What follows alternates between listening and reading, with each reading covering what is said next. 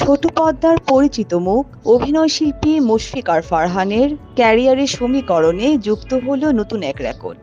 অভিনেতার ১০৪টি নাটকের প্রতিটি গড় ভিউ ছাড়িয়েছে ১ কোটির ঘর।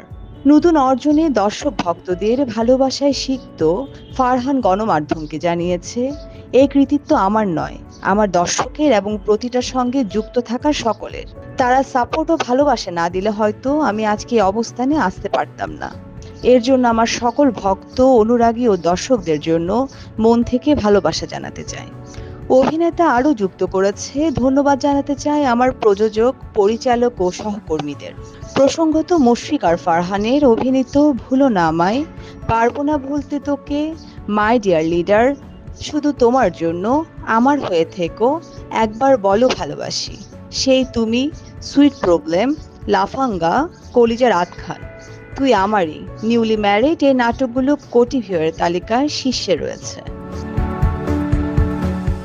বর্ণিশা চৌধুরী, বাংলাধারা, চট্টগ্রাম।